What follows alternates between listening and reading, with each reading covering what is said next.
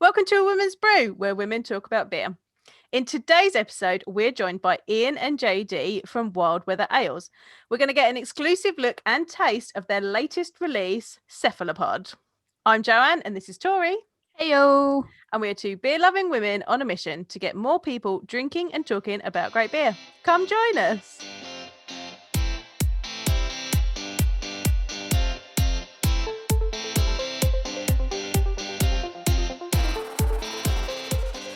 Iain, JD, who are you? What are you doing here? What are you doing here? Go on, Joe. You take the lead. Okay. Hello, my name is JD. I'm the head brewer at Wild Weather.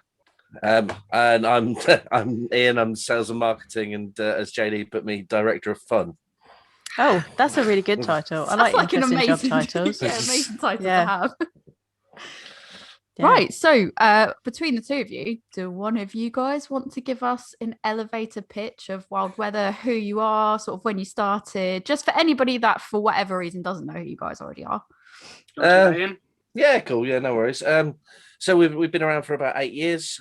Started with sort of traditional beers, but made with American hops, and then gradually, as each person's entered the Wild Weather team, something else has sort of added a bit to the beer and broken a bit of Mike's sanity, I think it's fair to say. So as we've sort of as we've moved on and we've sort of learned a bit more and had new influences come in, the beers sort of changed and sort of come around that. So we went from a very British beer company to I believe that possibly the only brewery in the world to have a banana milkshake IPA in their core line. Nice. Fair. Yeah. So, what are we doing here today? Well, Joe and I, have been fortunate enough to get a can of Cephalopod from you guys, which is dropping the same day this podcast is dropping. So it should be Monday, the 1st of March. And it is a Heather Honey Imperial Stout. So I'm going to crack it open. Yeah. I'm going to get it poured. Hear us all cracking these lovely cans. It's a wonderful sound, isn't it? Yeah, it is. It is. It's a little bit of ASMR for people that enjoy that. But I guess for me, and I kind of learned a bit when I went to go pick this up from you, JD. I learned about a lot of different types of honey. And I feel like I've got enough now that I can do like pub quiz level of like honey and stuff. Oh, that's good knowledge. Heather Honey. Do you want to tell us sort of what Heather Honey is for anyone that doesn't know? Because for me, I was like, honey's honey, isn't it? Yeah, right. So one of the things we've really worked hard on at Wild Weather in the last year or so, first of all, like lockdown has been both a blessing and a curse. Because on the one hand, all of our pubs and bars are closed and we don't have the outlets that we used to, although hopefully we'll see those things returning. But what it has given us is lots and lots of time to think about what our future releases might be, and do kind of a lot of much needed research and development in some of the stuff that we've always kind of had in the back of our minds, but never really been able to translate fully into our final product. And one of those things is honey, actually, because as you said, most people don't really realize that there are different sorts of honeys. And as you said, with Heather Honey, it really depends on where is the beehive in relation to the surrounding flora that the bees gather the honey from. So in the case of Heather Honey, the apiaries and the beehives are surrounded by wild growing heather. And having spoken to our supplier, Stefan, from a company called Bee Mercy, he says, well, you can never guarantee that 100% of the honey comes from heather, but the surroundings are so full of it that it has to be the majority.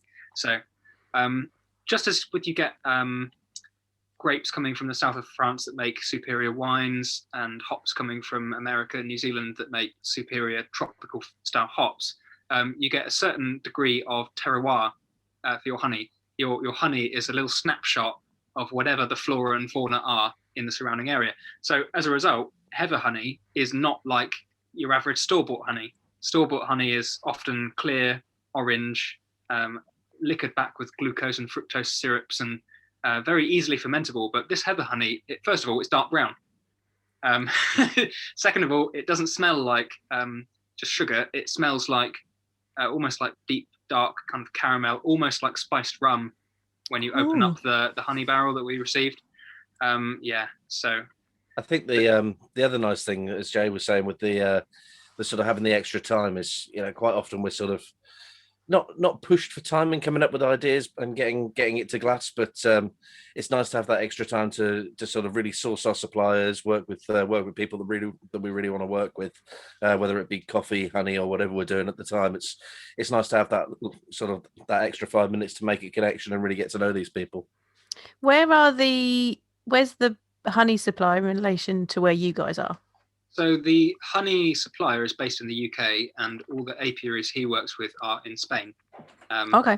But the reason he does that is because they've got such a wide variety of different sorts of, I suppose you could call them different locations. There are some in the south of Spain that are surrounded by lemon and orange trees. So they make a really fantastic citrus honey. Obviously, in the northern foothills of Spain, you get just kind of lots of wild growing heather. They've also got forests. They've got kind of a plethora of different styles of environment. A tapas of honeys. Yeah. It blew my mind sort of when I was speaking to you on Friday, and you were just like, yeah, there's eucalyptus honey and there's this. I was just like, I didn't even know there were that many different varieties of honey. It just absolutely blew my mind. The long and short of it is that honey takes the honey made by the bees takes on the character of whatever the local kind of flowers and plants are. Yeah, I'm down in Kent, and actually this year I didn't get it. So I'm also a brownie guide leader, and so we do the little. It's based in a village near where I live, and so we do the village fete every summer. And there's like usually a couple of spots down from wherever we are is the local beekeeper, and he's selling his honey. And every year I get a jar of his honey while I can, and then I have these, and I haven't because of lockdown we didn't do that this year, so I didn't get my local honey. But it like I knew about the differences in honeys because his is completely different because of where his bees are in Kent in relation to everything else. I love my little honey pots. I haven't been able to get one. Actually, I need to find out where he's based so that I can just go and buy it. But this beer is lovely. Thank you. Aside from it being heather honey, because you can get a store-bought heather honey. One of the main things that really adds value to this is that it's raw honey. It's unpasteurized. Yeah.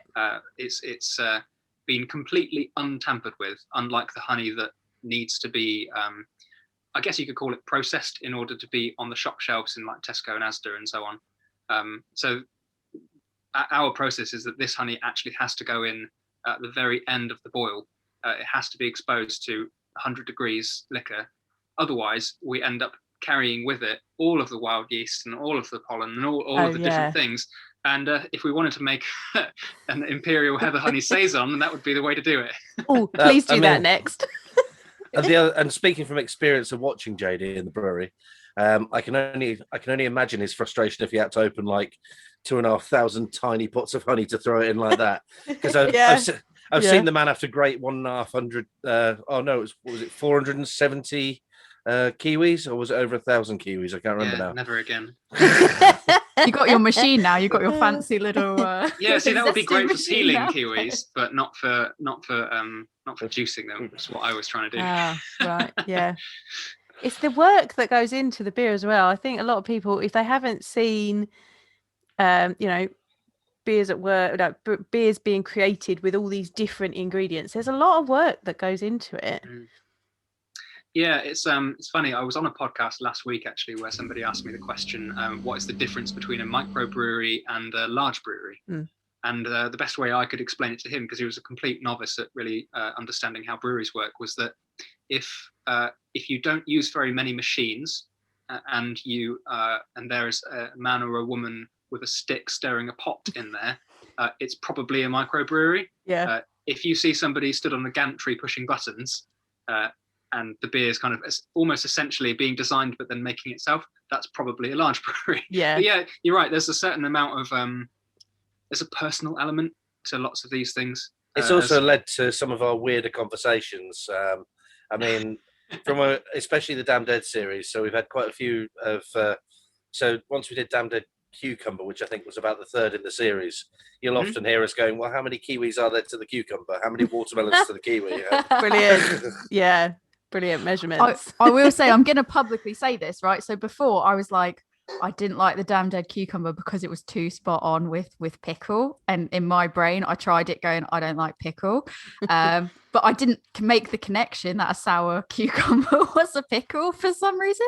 But JD had me try it again on Friday, and it was really like, I was like, actually, I'm getting the cucumber, and it was more just a pickle, I think, smell. And maybe the first time it was because it just smelled so much like pickle, it just that picked up in my taste. And when I tried it again, I was like, actually, it's a very clean cucumber taste. And I was like, yeah, okay, actually, I quite like this. So I'm going to rescind anything that I've ever said about how I didn't like it before, because and to be fair, what I said before was I don't like it because the flavor is too on point. You've done too good of a job with what you were trying to achieve. Yeah. But I take it back because I actually really like it.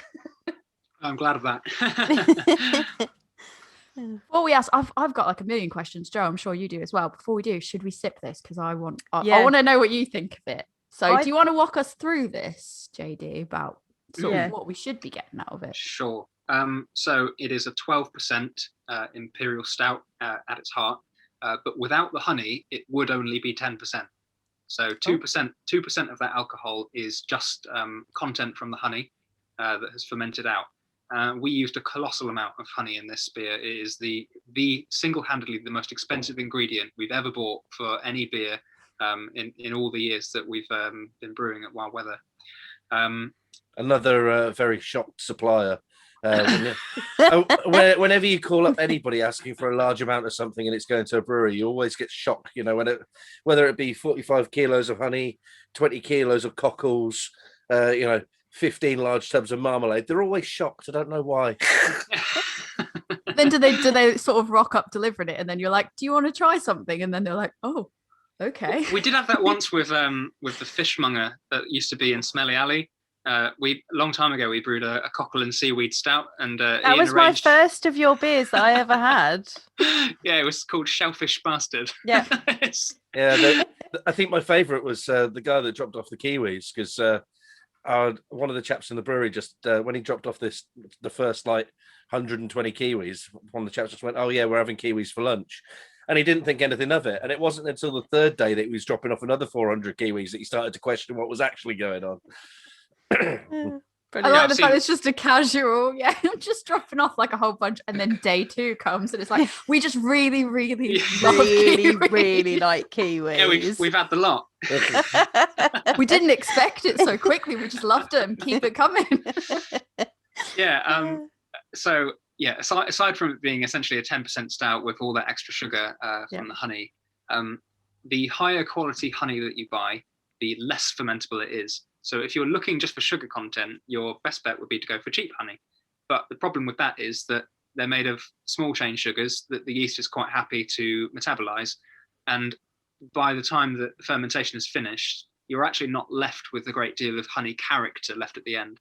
So unfermentability, it sounds kind of counterintuitive, but what you actually want is a lot of unfermentability if you want a strong flavored honey beer. So yeah, you've got all the deep complexity of the honey surviving in this beer despite the strength. So as a result, the actual base beer of the Imperial Stout had to be kind of pared back to what you would perhaps usually do if you were just going to do a standalone Imperial Stout. So it doesn't actually have as much dark malt, as much brown malt, crystal malt in it that perhaps you would normally expect. And that's because I didn't really want to overshadow the honey character. So if you hold the beer up to the light, it's actually more like sort of 75, 80 EBC. So it's dark, but it's almost like just like a very, very dark mahogany rather than absolute jet black. I think if I'd have pushed it too far in let's say the way that we would usually do for one of our other oatmeal Imperial Stouts, like I Knew Who I Was, then you'd be combating with the honey. So yeah, it's worked out. If I don't mind saying myself, it's worked out exactly as I'd hoped, and I'm thrilled that it's come out the way that it has. You toot your own trumpet. Yeah, you do brew it. You created it. Yeah, you get to say that. Not to toot my own horn, but beep beep. There you go. Yeah. There are as many beers that we make that I'm kind of privately very happy with, and privately knowing that there's improvements to make. And this is one of the ones that I'm publicly very happy about. So I'm really excited to see people's reaction to it. It is. It's just, and for anyone sort of not watching the video, it's got this like gorgeous mocha colored head to it as well. And it's just, it's very easy drinking. Like if someone said, here's a 12%, you'd be like, no, it's not. Yeah, for 12%, it's lovely. And when you said that the honey has almost a spiced rum to it, I get a bit of that on the aroma, actually. I get a little bit of that spice. My wife said it actually reminded her of rum and raisin ice cream. Yeah. So it's got that sweet element, a slightly spiced liquor element to it as well, but also the creamy body as well. So that all touches the same buttons in her brain apparently as rum and raisin ice cream does. I totally agree, because I think that you saying, oh, she describes it that way, having had just tasted it, is that's I can exactly see how she gets that. And it's very smooth. There's no real alcohol burn to it or anything like that, which is kind of what you can get with stuff that gets that high percentage wise. There's no real massive bitterness to it or anything like that. It's just, it's nice. It's lovely. Again, that's the nice thing about not that we'd ever release anything like that, but that's the nice thing about having the extra time, because the longer you can leave a beer, almost the more you can let it chill out, the less you're going to get that alcohol burn. So it's nice to have that time to have the tank space, to not be rushing for anything. It's interesting that you say that it's not bitter, because in terms of raw IBUs, it's actually as bitter as our most bitter West Coast IPA that we produce. Oh, really? Yeah. But the honey balances out the perceived bitterness. Yeah. So I mean, I will admit that I've brewed a couple of imperial stouts in my time that I've thought this needs some work. And one of the things that I've worked on is actually getting that balance between IBU and final gravity. Yeah. You can hide an awful lot of bitterness behind something that's sweet, and people will still tell you that it tastes balanced and tastes sweet. There's a lot of bittering hops in this, but it's so big and it's so kind of fat and thick. Yeah, they're completely obscured, but they're absolutely necessary to making it feel balanced and not feel too sweet. I think that's something that I've done the certified beer server exam, and it is when we started talking about perceived bitterness and that you need those bittering hops even in your sweet beers to balance them out. As a home brewer, I was like, oh, that's something that I just hadn't thought about and no one had ever said to me. And that's like, I get no hop character from this at all, but that's how amazing this beer is because of all of that balance that you've got in there. You can make a very bitter beer with a very small SG, not using a very large amount of hops, and you can make a very sweet beer with a lot of hops but too sweet. So it's, as you say, it's perceived bitterness. Yeah. I think it's when you start using words like perceived bitterness and perceived body, you realise that you've walked into the right pub with the right people you want to talk to. Yep, absolutely. Those are the people I want to be drinking with. Yeah, we're not even talking about actual bitterness. It's about perception. Yeah. It's deeper than that, mate. When it comes to making this, like, where did you, I guess as a brewery as a whole, like, where did you get the idea to create this, to use the heather honey, to go, I want to make a stout that's with heather honey? You know, did it just sort of come about where you saw the heather honey and you went, oh, that's it? Or did you know, like, I want to make this and heather honey is exactly what I want to use? So before JD jumps on this, because this one's very much JD's story. Right, okay. But that is the nice thing that we have as the brewery as a whole, because each person adds something different to the pot, so to speak. There is almost without fail a story behind every beer. Whether you want to hear it or not, we'll tell you. But there is a story behind every beer. So that, I think that's one of my favourite things, like how a lot of these beers were conceived. I mean, sometimes it's just a stupid name that I've had to work backwards.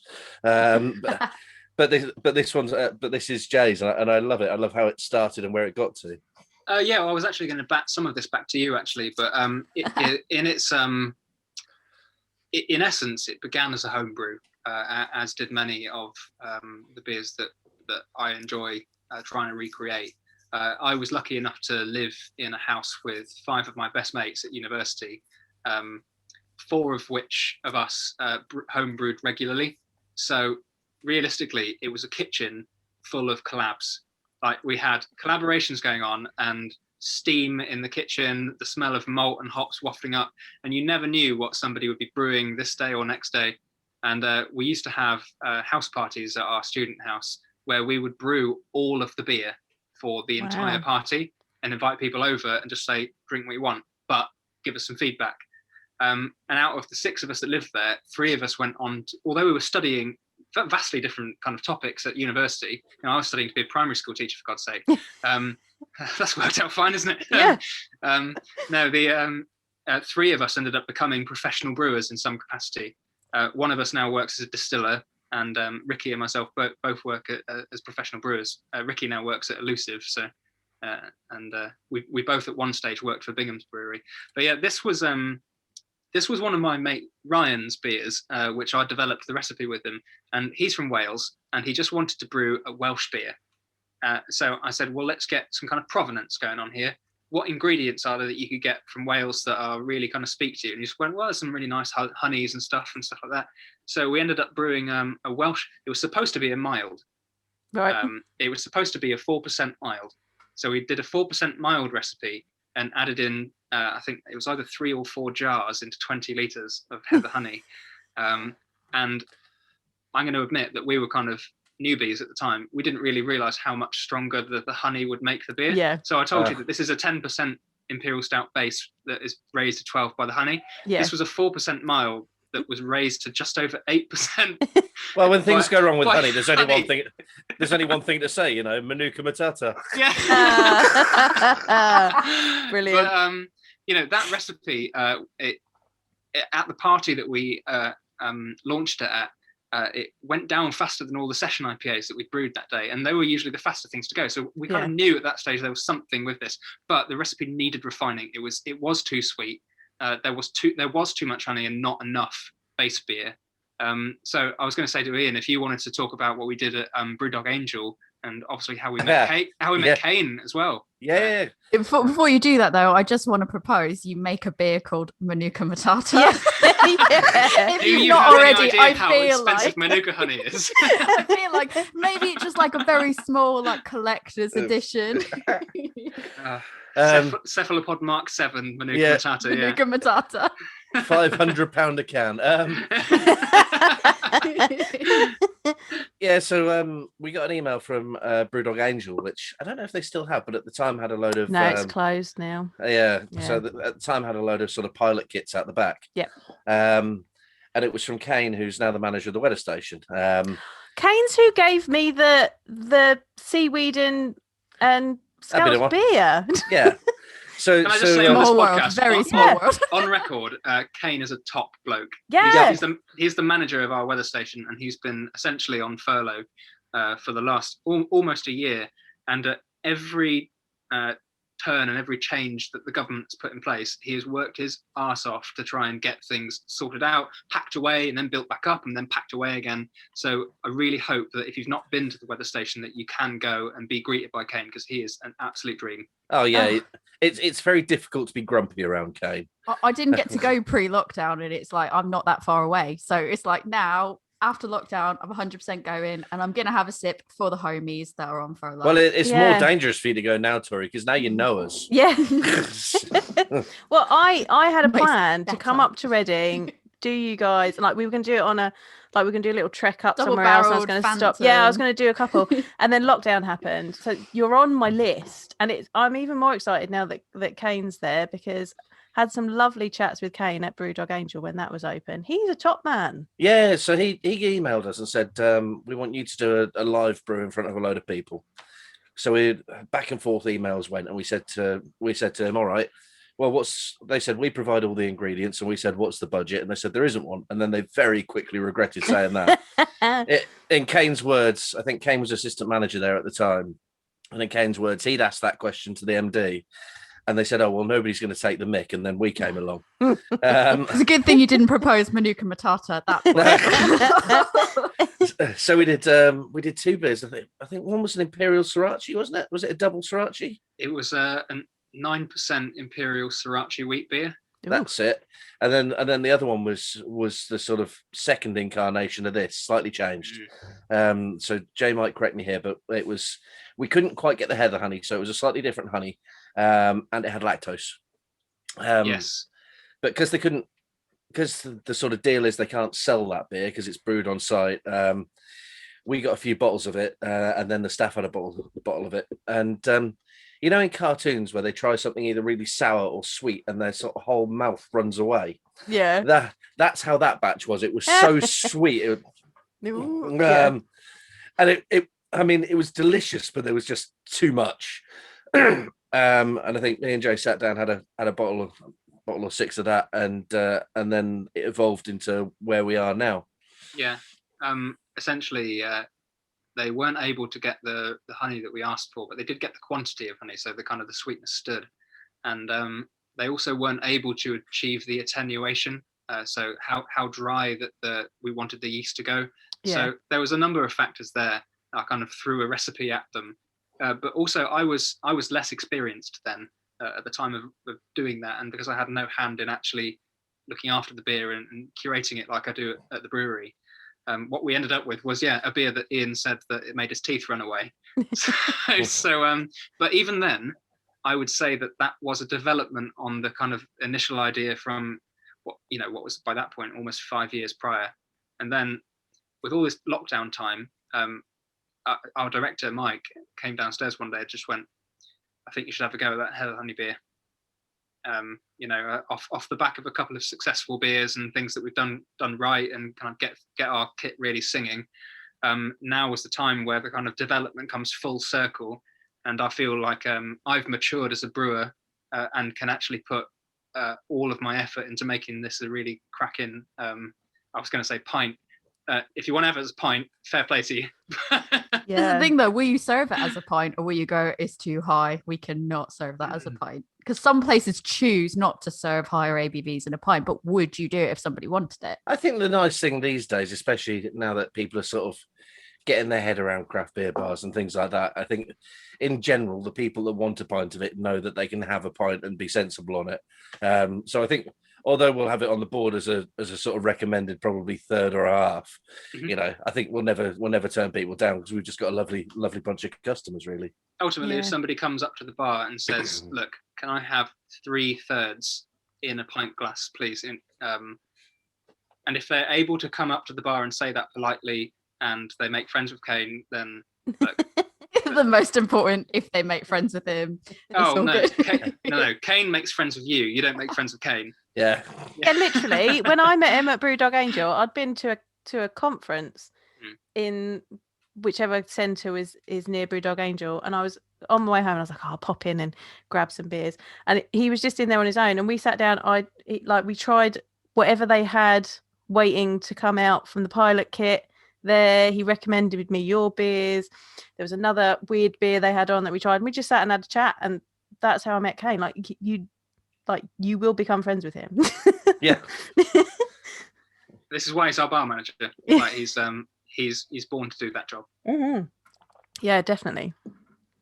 Yeah. That sounds like an amazing situation to be in as well. Like the whole concept of like you were in a house of 5 other people, all sort of doing your own home brews. Like I want friends like that, where everyone's just constantly homebrewing and going, try this, try this, try this. I would be like, I can't brew. Like Joanne brews, I can't brew, but I can taste your beers. I mean, you've got me now. You just you're already making requests. Basically, Joe's making a mustard beer for me because I couldn't get the Oscar Blues one. And for me, I'm like, if it's something weird, I want to try it. So then Joe's making that for me. We harp on about that all the time. Yeah. And I'm excited, but then she always comes back with, you made me do this. Do it again the next time I ask for something weird.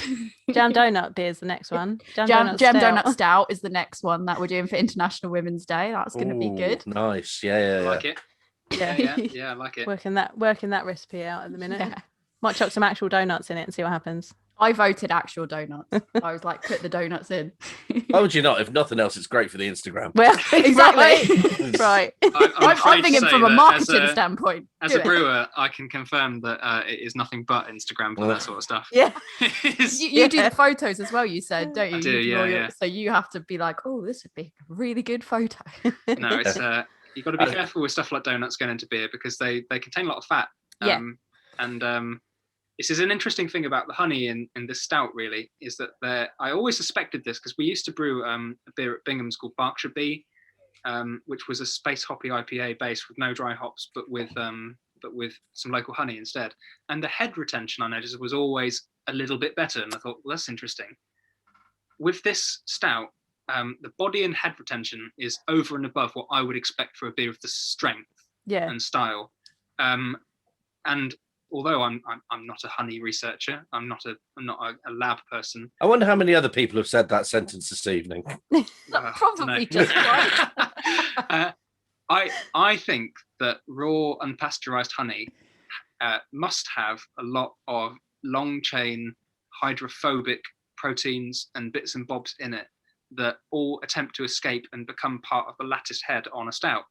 Because this is like such a lovely creamy beer that, one of the reasons you say, it seems more like 8 or 9% is it kind of looks like that. You get lots of 12, 13% stouts that are almost like flat and oily, because they are so big. The alcohol eventually does cut the head. You can't really get a 20% stout plus that really holds any head at all, because, well, like vodka doesn't hold head. So why would why would 20% stout do that? Yeah, there's it really adds something to the kind of velvetiness and head retention of the beer that makes it kind of too drinkable. Yeah, definitely. Yeah, I'll be shocked if you manage to keep this in your shop for more than like a week max, because I think this is literally, it's so drinkable that I think like within the first few days it's going to be gone. Well, Friday at the brewery, we are already talking about the next cephalopod. Would you consider barrel aging it? Yes. Yeah. We would consider that. Because I think that even the barrel aging, like you'll have people that will be like, yeah, an impy's great, but now what happens if you barrel age it? And then you'll get a whole new bunch of people that will just be like, barrel age, yes.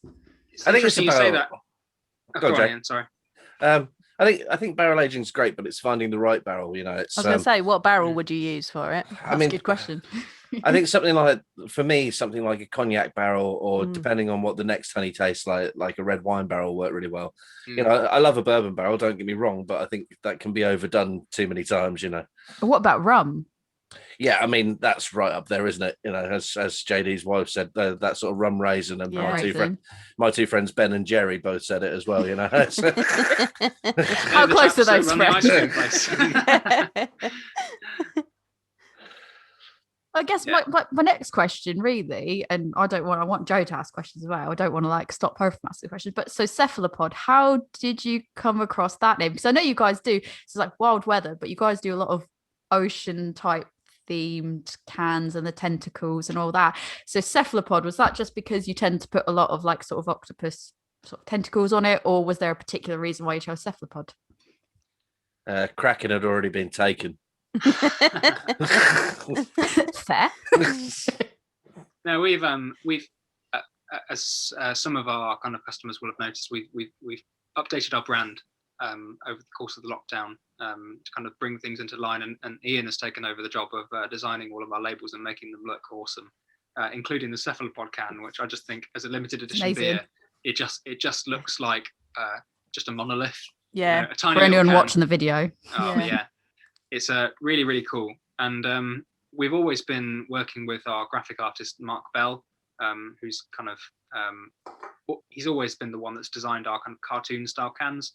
But as we've moved towards a slightly more cohesive brand where there's kind of a common theme running through all the different beers, it made sense to call the beer Cephalopod, because that is essentially a giant squid or an octopus. And that is the background of all of our cans. We've got these kind of color splashes and bits and bobs, but in the background of all of them, there's always this where you see the King Street Pale can I've got there. You can see like there's the tentacles running through in the background. So yeah, Cephalopod was basically doubling down on that new brand and going, this is what we are now, this is what we're doing, and we're going to have that take center stage on black and silver. So I love it. I like the label. Yeah, it's gorgeous. It really fits with the beer. And so we've had conversations previously about how when you look at a label, sometimes you won't pick out a beer because from the label you can't, like, it doesn't tell you what you're going to drink. And having drunk this beer, like, these colours are what I'm drinking. Like, I'm getting like the gold for the honey notes and the highlights in the beer and and the black and the silver, like that's the beer that you're tasting in those colours. I love it. It's funny because it feels weird. Well. Yeah, it's 100% Iain. It feels very much crazy sort of saying it like that, of like, yeah, you look at it and those colors, like unless you've had it, it's really difficult to like understand that those colors represent this beer. But then once you drink it, you're like, oh yeah, that's exactly it. But I mean, that all comes from, I'll call it extensive research and not over drinking.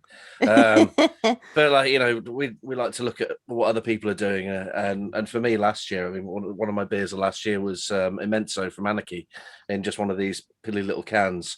But the can itself was real simple, but just real cool. And I thought the same as you said about that can, like, look at that can, I know exactly what I'm going to get out of it. So approaching Cephalopod was the same. It was like, all right, I want somebody to pick that up, and it needs to be eye catching, but not in a way that it's just bright, bang, bang, bang, and just you want to see that and go, right, oh, all right, why have I picked that? Why is it in my bag? Yeah, so this can is quite a lot glossier than our other cans as well. So it almost has that kind of that sheen on the outside. It almost feels like an imperial can, like a ceremonial can. So, yeah, I was gonna say, because normally yours, they kind of go like it's over the can and there's the coloured bit, but it's sort of a white, it's a clear sort of label for the rest of it, isn't it? So it kind of sits on the gold, so you get the gold in the background, the silver in the background as well, whereas this one is just a straight sort of black background, and it's very effective. I think it's very just bold and effective, and I agree with Joe that it's like you drink it and you go, that's exactly what I'm drinking. I can't explain why, it just is. You imagine if you cracked a can of Cephalopod and poured it out and it was like a 5% IPA. Yeah, it would be like, so very sad. Oh, you're like, oh, okay. Yeah. No, I hadn't even really thought about that, but there is something to be said about making the can fit the beer, and I think that's it's funny. We always talk about collaborations as working from brewery to brewery or brewery to supplier or whatever, but actually I think that there are collaborations that go on within the brewery itself. So this is myself working on the recipe itself, but without a label that works for it, that's nothing. You know. And what Iain has managed to do in the wraparound of the can just absolutely kind of adds value and upsells that beer and kind of makes it like the full package. It's a collaborative effort between two people with two different skill sets, and when it works, it really works. It's an interesting machine, while whether watching people talk absolute nonsense while knowing exactly what we both mean. It was really cool just getting to go there to like pick up the beers, because it was like I showed up and it's like there's tanks, like there's things happening. Like I showed up, JD was zesting a lemon and he was like, smell this smells amazing. It was like being in like a mad scientist's lab. Like he was so excited about what he had just zested, and I was like, this is awesome. I was excited because I'd made our director Mike spend £100 on an industrial orange zester. But I didn't know for sure that it would work on Jara lemons because they're really knobbly. So when it worked, I was like so relieved, and you turned up at the same time. I rocked up and he was like holding a plate in the air like just it was seen it. You've just missed it. Smell it. It smells amazing. And I was like, it does. Like I walked up and I could just smell this gorgeous like citrus smell, and he was like passing me the plate like, smell it.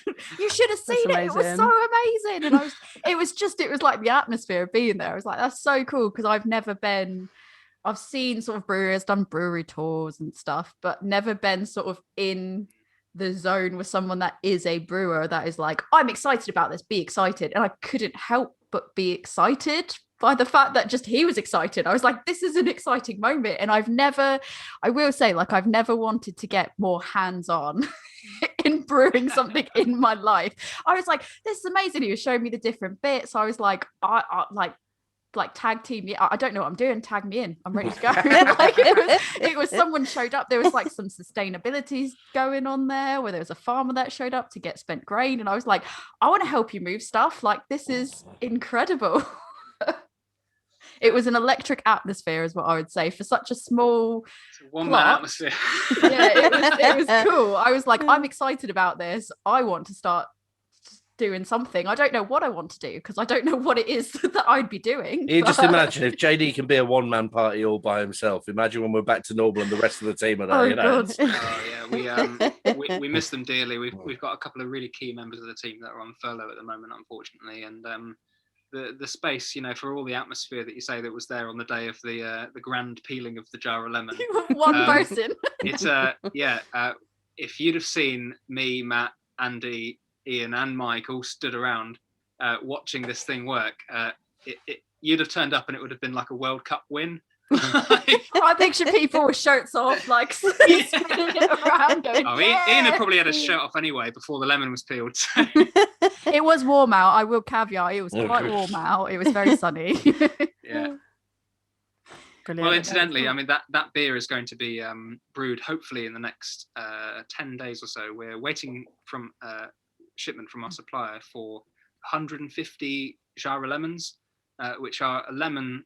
Well, they're not a lemon actually. It's a citrus fruit native to Bangladesh that they usually have not cultivated. They keep it within Bangladesh and they use it only for making small amounts of curry and occasionally as an air freshener, because the peel is so pungent that you could put it in a room, cut the Jara lemon in half and leave it on the table, and that is the air freshener for the whole day. It is a super it was fragrant. Flavor. It was gorgeous. It was very nice. It's a little bit like a bergamot orange or bergamot lemon, where they're actually grown for the intensity of the peel, rather than the edibility of the flesh, because the flesh itself is very fibrous and actually not very edible. It's very sour, really, really citric acid kind of sourness. So we are splashing out big, just like we did with the honey, splashing out big time on getting an incredibly rare lemon. Oh, well, it's a citrus fruit. Yeah. Like I said, not a lemon or a lime officially. Investing in the technology to make sure we can get all the peel off of it. And we're going to make a Jara lemon and Isles of Scilly sea salt goes. Oh. So, yeah. Yes, please. I'll buy it, like hands down. Oh my God, yeah. It's going to be called Strangers When We Meet, which is one of Mike's ideas. It's got lightning bolt in the background, which is kind of a homage to the steel from David Bowie there. So. Which is like she honestly, she'll buy it for the Bowie reference as well. Yeah.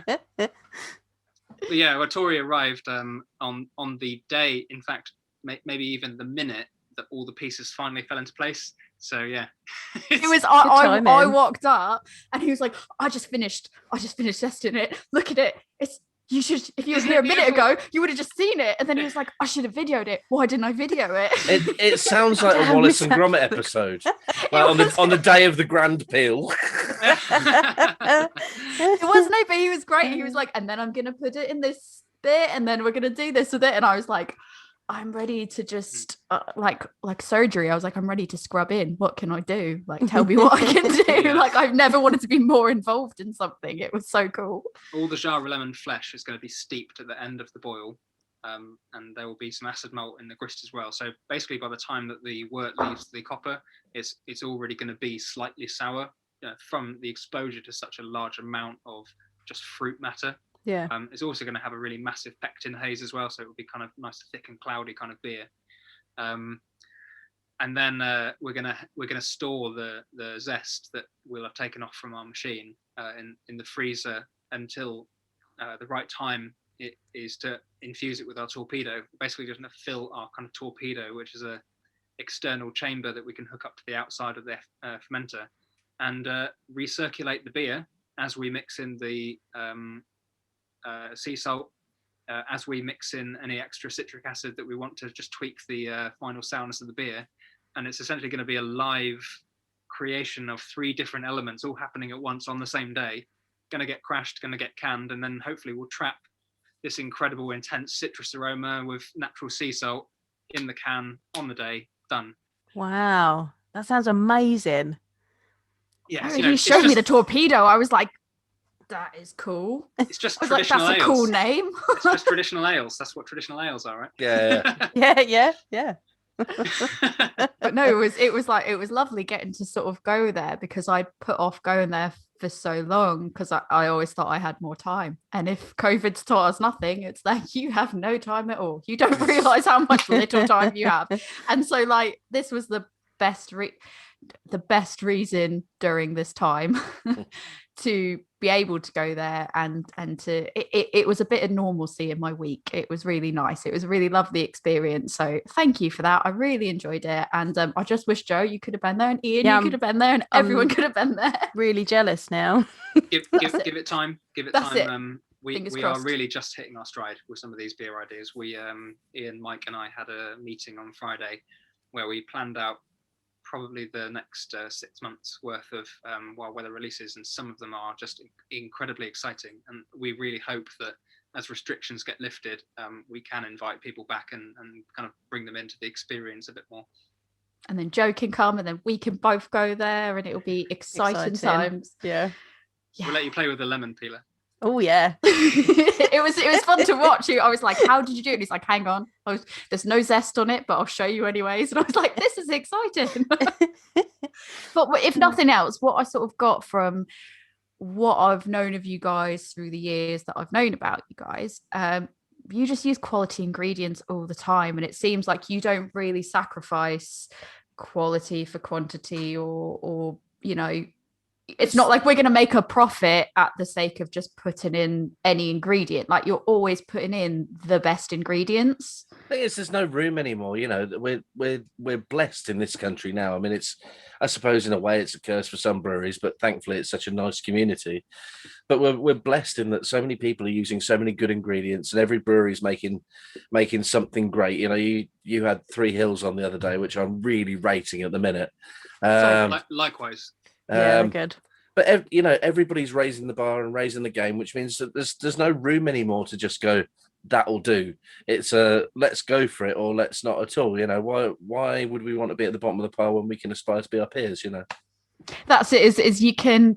I think there's room for everybody, but you can't phone it in. You have to show that passion and that quality in there, and people will be willing to pay it when they know that it's going to be quality. Like there's room for everybody, but people want to see that quality. And I think that, you know, I always see you guys using quality ingredients, and it really shows in the taste as well. Like, I think that's got to be what makes such a difference of why you guys seem to land your sours and everything else with the spot on taste that you do.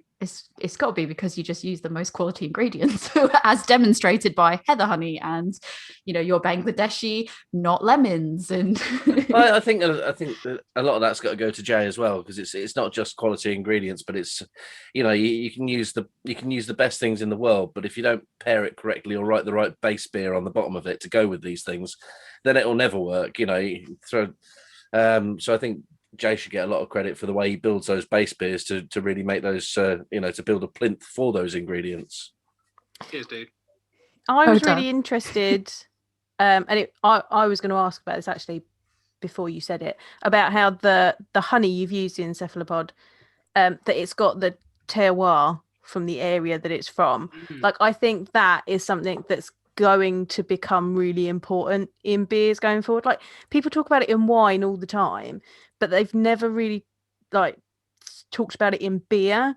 Is that something that you're going to be thinking about in beers going forward more? Well, especially for Cephalopod, which we hope will become something of a range of stouts in the future. We're already talking about potentially offering like a Christmas pack of maybe 2 or 3 different types of Cephalopod this year. So yeah, the groundwork is being done for that right now. But the amazing thing about using honey of that kind of quality in beer is one of the things that our supplier said at the very beginning was that, look, if you're looking for consistency on the honey, you're not going to get it. Next year's harvest of Heather honey from the same apiary, from the same place, from the same keepers, could be very different. And it's all going to be to do with the weather. It's all going to be to do with what the sun was doing, how much rainfall there was, the activity of the bees, you know, all that sort of stuff. So he said the Heather honey that you get for this particular batch is unique to, it was unique to the end of 2020. So next year, if we wanted to rebrew the Heather honey version of Cephalopod, the honey that we will get will be unique to 2021. This beer essentially cannot be reproduced in its entirety ever again, and neither will any of the future versions of Cephalopod. They will be the standalone unique captures of that particular year. And what I really hope is that, because it's a very strong beer as well, it does and will stand up to aging at home. If people want to begin collecting them and keeping a couple of cans of original Cephalopod to test alongside a couple of cans of the Forest Honey version from 2021, and maybe in the future the Chestnut Honey version from 2022, etc., etc., we might end up with a series of kind of concurrent tastings that represent just absolute snapshots of honey quality and range from that particular year. So yeah, you almost end up in kind of wine territory when you talk about things in this way. But yeah, certainly for honey, but brewers work very hard to make sure that the barley content of their beer, the malt, doesn't change too much. But I've heard lots of brewers saying that, let's say the quality of the Citra hops from this year was better than that year, and they end up being more or less expensive on the market for that reason. And we make lots of IPAs, and we always have, but there's a couple of things coming from Wild Weather that don't use hops, that use something more interesting and a little bit more unique, I suppose you could say. I think just because Tori looks so excited by it, we're not going to tell her. I'm like, oh, what is that? I'm just going to message you every day. So what is it? Please tell me. Please tell me. No, you don't have to. No spoilers. No spoilers. Make people wait for it. You can invite us back on the podcast in 4 or 5 months, and we'll let you know. If you'll have us. Yeah. Hang on, aren't you hosting this? Yeah. Ian's taking control. We're just going to give him the mics. We'll send him one of the mics. It'll be fine. You saw on my birthday party worked. I had a really good time. So I got to listen to Africa. I was very happy. So it's fine. But looking at the time, so we've got a segment that we do, Name That Beer. And we want to know, so we've pulled this from your Untapped, basically. There's going on the Untapped and pulling the descriptions that are written of your beers. And we want to know, if we read you the description, can you figure out which of your beers is the one that we're naming? And JD specifically said he'd be well up for trying it. Ian does not seem as well up for trying it. I didn't know you'd be taking it off our Untapped, because there's... How many beers are there on Untapped now? A lot. 157 or something. Yeah. There is a lot. Many of which are well out of production. So we've got years on them, so we can narrow it down. Would you like it now? We'll give you. Let's go for it. We'll narrow it down. I think we could manage. I've got a good feeling. Anyway, we've started a leaderboard at Matt from Siren's accidental request. I don't think he meant to request it, because he was really worried about how he did, and then he said you should have a leaderboard, and we said, Matt, did he just say that because he did well? He was second out of 2. I'm not going to say last place, but he was number 2 out of 2. Yeah. So if you're listening, Matt Lincoln, you're last currently. Yeah. Let's see if we can beat you, mate. We'll be kind to Matt. But we'll see how you guys stand. So it was Andy at 3 Hills, and then it was Matt, and now it's you guys. Let's see how we do. Jo, do you want to ask the first one? Yeah. Okay. So deeper, darker, and more complex. Chocolate, caramel, and roasted grains play off the fruit to reveal a dessert-like character that will lick your face and take you for a walk. That is either Obsidian or Beyond. Oh, that must be Beyond Obsidian, the second one. Well done. I've got a good feeling about this. Yeah. Right. So the one I'm going to go for, that's 1 so far. So we do out of 4. So that's going to be 1 out of 4 you've got. I'm going to read this one strictly because I like the name of it, and I want you to rebrew it, because I didn't get to buy it last time because it sold out before I could get it. Pineapple Goes, tropical pineapple flavors are wrapped around a gently soured salted base, a summer beer to pair with the barbecue and paddling pool. I think Don't pine for me, Apple Tina. Yeah. 2 for 4 so far. I was gutted because I remember when that came out, and by the time I went around to get it, it was gone. And I wanted it for the name, and I love pineapple. Please rebrew that. That's my request. There is plans on that one. There is plans. Oh, brilliant. Joe, on to you. Right. Crisp, dry as a bone, re-fermented with champagne yeast and loaded with white grape and citrus from Nelson Sauvin and Motueka.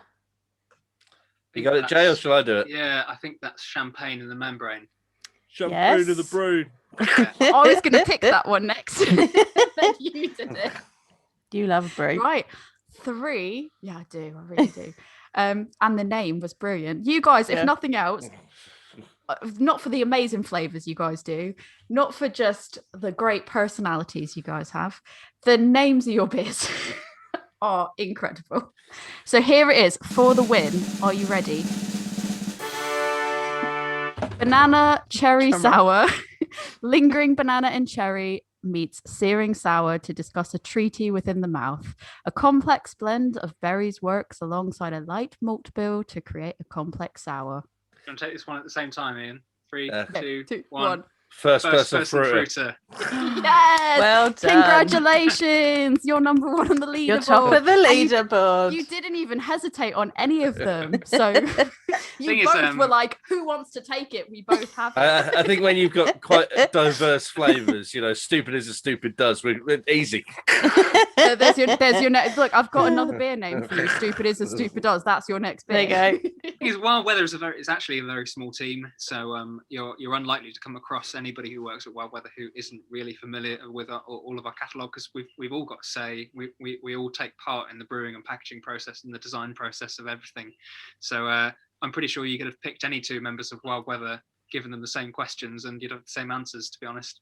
I just love how on the same page you guys were. You're like, who wants to answer it? Which person? And it was just like no hesitation. So that's it. Adding you to the top of the leaderboard. You're number 1. It's less about being on the same page, and it's more about there only being one page that you can be on. We spend a lot of time drinking together. It's a lovely thing when you get along with somebody or you get along with a group of people in work as well as you do outside of work. It's the weather station quickly became our sort of our place to hang out, where Kane made us be friends with him. But then it just kind of works for the rest of us. The question is, what came first? You being friends with him, or you hiring him and him making you be friends with him? Kane forced himself upon us. So he met us. It's less aggressive than it sounds. He met us at Brewdog Angel, came to Craft Theory in Reading, and basically forced his way behind our bar at Craft Theory in Reading, hearing that we were going to open a bar and wanted to be part of it. And then after that, we couldn't really say no. I remember our director, Mike, said, oh, there was this chap called Kane who said, can I just volunteer behind the bar for you? And he went, yeah, fill your boots. Yeah, whatever.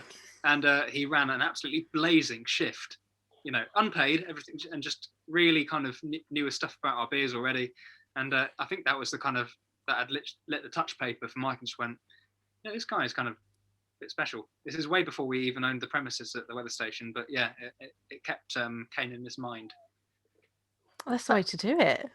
That's It's a bold move, though, isn't it? Yeah. Can I run the night shift at your bar? Can I do it for free, please? Yeah. He's like, yeah, all right. I'd like to point out we paid him in plentiful beer, as is usually the way when you're around us. He had us fill, yeah. So just for anyone that's listening, you've got the weather station, but then you also serve beer out of another place in Reading, don't you? That will be coming back open. So we briefly opened the weather station at Honest Burger. So after months of planning and a couple of weeks of getting it ready, we opened the weather station at Honest Burger for 2 days before lockdown point 2. We tried to open it again in the tier system, but unfortunately, where it is, it needs to be an open market, really.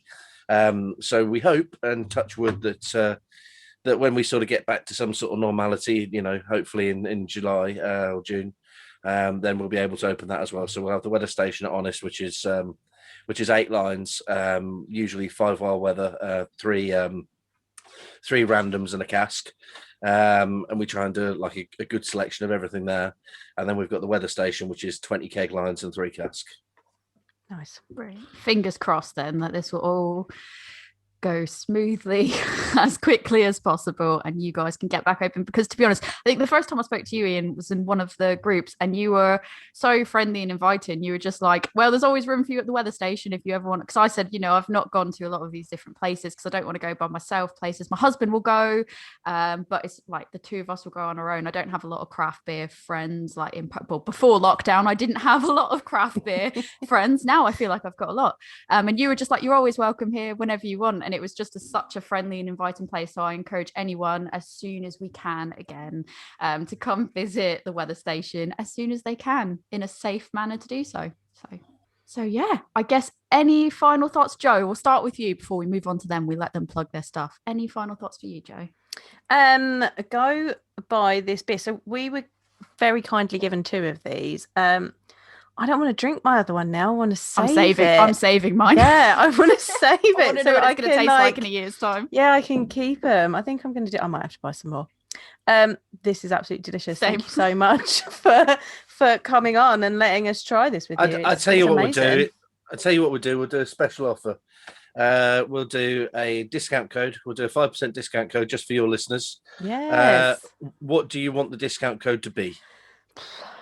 Women's Brew. I was just saying, Women's Brew is probably the easiest, isn't it? Women's Brew. So that'll be 5%. It'll run for a week. It'll run from Monday the 1st through to the following Monday. Fab.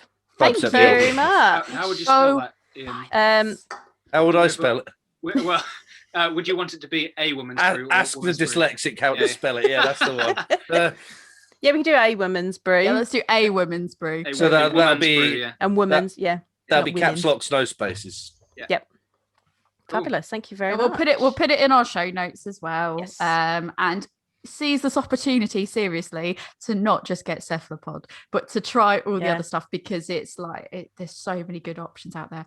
But and t-shirts. We're both and t-shirts. Yeah. For those that aren't watching the videos, I've got my t-shirt on. You've got your t-shirt on. They're really good quality. Yeah, they are. They are lovely. My problem is I had to roll the sleeves up because it was in this one I really wanted this. It was the Punxsutawney, and it represents how I feel about 2020. It looks like a really grouchy groundhog, and I was like, yeah, that's me.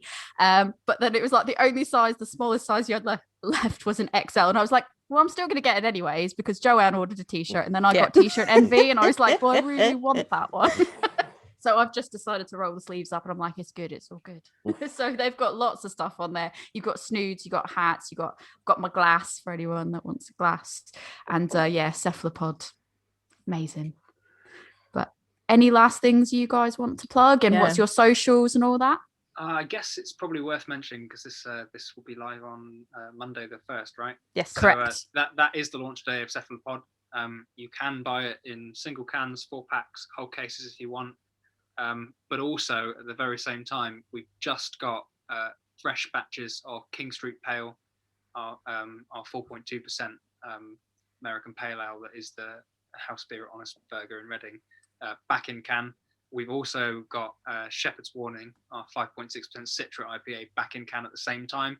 So suddenly we've ended up, we've desperately tried to keep up after a really busy January to try and replenish some of the stock of our core range beers, and they're all hitting the web shop at the same time, coinciding with a Cephalopod. So my advice, if you wanted to get Cephalopod and try some of our beers, was to get over our £60 free shipping limit, get yourself a mixed case, which costs you about 48 quid. You can choose any of our IPAs, pales, we've got lager as well, stout, etc. And then tack on 4 cans of Cephalopod.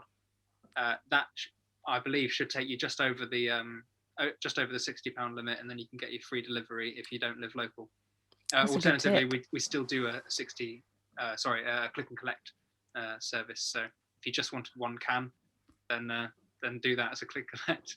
Yeah, I'll just add in then. Keep an eye on us on Instagram, Twitter. We run the occasional competition on Instagram. We'll just have finished one as this comes out, but there'll be another one coming up, no doubt. And I'd like to thank you both very much for having us on. It's been a great crack. Oh, thank you guys for coming on. Yeah, I feel like we could brilliant. chat for hours. Like the four of us could have a very long conversation, and it's like we told you we'd only take up an hour of your time, and here we are, like an hour and 6 minutes. So we're like, we'll cut it so that we don't sit here and talk all night. The 6 minutes extra.